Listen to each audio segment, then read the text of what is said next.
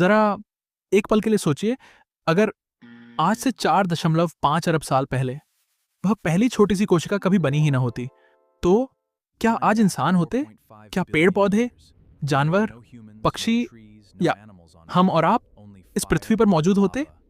शायद नहीं। लेकिन सबसे बड़ा सवाल यह है कि आखिर जीवन की शुरुआत हुई कैसे? आइए समय को 4.5 अरब साल पीछे ले चलते हैं, जब पृथ्वी एक शांत ग्रह नहीं बल्कि आग का उबलता हुआ गोला थी। चारों तरफ पिघला हुआ लावा, लगातार फटते ज्वालामुखी और आसमान से गिरते विशाल उल्कापिंड। न सांस लेने लायक हवा थी, न महासागर, और न ही जीवन का कोई निशान। ऐसा लगता था कि इस जलती हुई दुनिया पर कभी कोई जीव जीवित नहीं रह सकता। लेकिन इसी वीरान ग्रह पर एक ऐसी घटना हुई जिसने हमेशा के लिए ब्रह्मांड की सबसे अद्भुत कहानी की शुरुआत कर दी। यहीं से शुरू होती है पृथ्वी पर जीवन की अविश्वसनीय यात्रा। कहानी यहीं खत्म नहीं होती। धीरे धीरे करोड़ों साल बीतने लगे। पृथ्वी का तापमान कम होने लगा। जो लावा कभी पूरी धरती पर बहता था, अब धीरे धीरे ठंडी चट्टानों में बदलने लगा। फिर आसमान में घने बादल छा गए और शुरू हुई ऐसी बारिश जो कुछ दिनों या महीनों तक नहीं बल्कि लाखों वर्षों तक होती रही। लगातार बरसते पानी ने पृथ्वी के गहरे गड्ढों को भर दिया। यहीं से बने इस ग्रह के पहले महासागर। इन महासागरों के भीतर पानी, खनिज और अलग अलग रासायनिक तत्व एक दूसरे से मिलने लगे। वैज्ञानिकों का मानना है कि इन्हीं रासायनिक प्रतिक्रियाओं ने जीवन की पहली नींव रखी। और फिर एक दिन कुछ ऐसा हुआ जिसने हमेशा के लिए पृथ्वी का भविष्य बदल दिया। एक बेहद छोटी लेकिन जीवित पहली कोशिका का जन्म हुआ। यहीं से पृथ्वी पर जीवन की असली शुरुआत हुई। लेकिन पहली कोशिका बनने के बाद जीवन अचानक जटिल नहीं हो गया। अरबों साल तक पृथ्वी पर सिर्फ सूक्ष्म जीव ही मौजूद थे। वे इतने छोटे थे कि उन्हें नंगी आंखों से देखा भी नहीं जा सकता था। लेकिन इन्हीं छोटे जीवों ने एक ऐसा काम किया जिसने पूरी पृथ्वी को हमेशा के लिए बदल दिया। कुछ सूक्ष्म जीव सूर्य की रोशनी से अपना भोजन बनाने लगे। इसी प्रक्रिया में उन्होंने वातावरण में ऑक्सीजन छोड़नी शुरू की।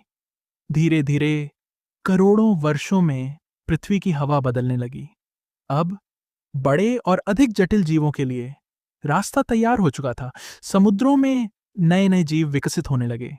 कुछ जीव तैरने लगे, कुछ के शरीर मजबूत होने लगे और कुछ ने पानी से बाहर आने की कोशिश की।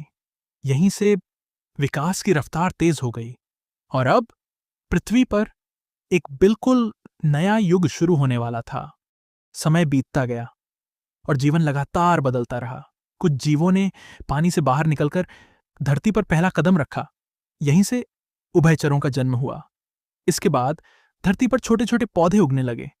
धीरे धीरे ये पौधे घने जंगलों में बदल गए। अब पृथ्वी पहले जैसी वीरान नहीं रही। हर तरफ हरियाली, नए जीव और जीवन की हलचल दिखाई देने लगी। इसी दौरान प्रकृति ने एक और बड़ा बदलाव किया।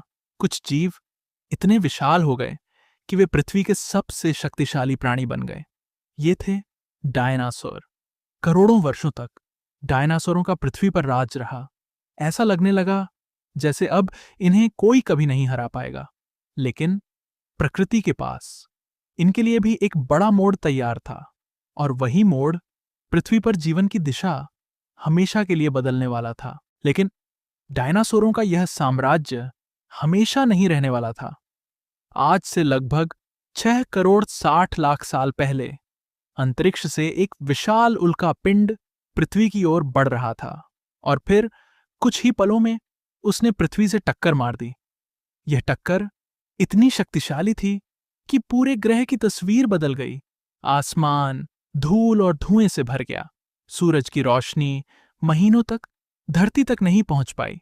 पेड़ पौधे सूखने लगे, भोजन की कमी होने लगी और धीरे धीरे डायनासोरों का युग समाप्त हो गया। लेकिन हर अंत एक नई शुरुआत लेकर आता है। डायनासोरों के जाने के बाद छोटे छोटे स्तनधारी जीव तेजी से फैलने लगे। यही जीव समय के साथ अलग अलग प्रजातियों में विकसित हुए।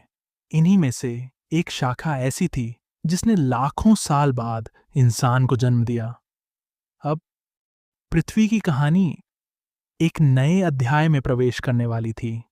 क्या इंसान ही विकास की आखिरी मंजिल है? इस सवाल का जवाब है नहीं। विकास की प्रक्रिया आज भी जारी है। प्रकृति हर जीव को उसके वातावरण के अनुसार बदलती रहती है। जो जीव बदलती परिस्थितियों के साथ खुद को ढाल लेते हैं, वही आगे बढ़ते हैं, और जो ऐसा नहीं कर पाते, वे धीरे धीरे पृथ्वी से गायब हो जाते हैं। इसी प्रक्रिया को प्राकृतिक चयन यानी नेचुरल सिलेक्शन कहा जाता है। यही कारण है कि आज पृथ्वी पर लाखों अलग अलग प्रजातियां मौजूद हैं। एक छोटी सी कोशिका से शुरू हुआ सफर आज विशाल पेड़ों, समुद्र के जीवों, आसमान में उड़ते पक्षियों और हम इंसानों तक पहुंच चुका है। लेकिन इस कहानी का सबसे अद्भुत हिस्सा अब भी बाकी है, क्योंकि जो पहली कोशिका अरबों साल पहले बनी थी, उसी की विरासत आज भी हमारे शरीर की हर कोशिका में मौजूद है। यानी किसी न किसी रूप में हम सब उसी पहले जीवन से जुड़े हुए हैं। अब जरा अपने चारों ओर देखिए। एक पेड़, एक पक्षी, समुद्र की मछली, जंगल का शेर और एक इंसान। क्या आपको लगता है कि इन सब का आपस में कोई रिश्ता नहीं है? असलियत इससे बिल्कुल अलग है। वैज्ञानिकों के अनुसार पृथ्वी पर मौजूद हर जीव किसी न किसी रूप में एक ही प्राचीन जीवन से जुड़ा हुआ है। यानी अरबों साल पहले बनी वह पहली छोटी सी कोशिका हमारी भी सबसे पुरानी पूर्वज मानी जाती है। सोचिए, आज आपके शरीर में मौजूद लगभग 37 ट्रिलियन कोशिकाएं उसी प्राचीन कहानी की अगली कड़ी हैं।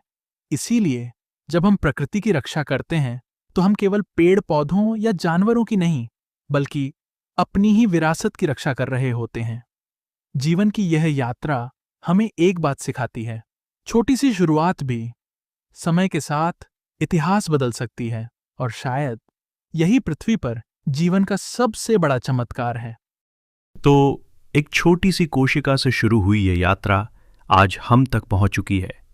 4.5 अरब साल पहले एक वीरान और जलती हुई पृथ्वी पर जीवन की एक छोटी सी चिंगारी जली। करोड़ों साल तक वो चिंगारी विकसित होती रही। उसी से बने समुद्र, मछलियां, जंगल, डायनासोर, स्तनधारी और आखिरकार इंसान। हम अक्सर सोचते हैं कि हम प्रकृति से अलग हैं, लेकिन सच तो ये है कि हम प्रकृति की सबसे लंबी कहानी का सिर्फ एक छोटा सा अध्याय हैं। आज भी विकास रुका नहीं है। प्रकृति हर दिन, हर पल जीवन को नए रूप दे रही है।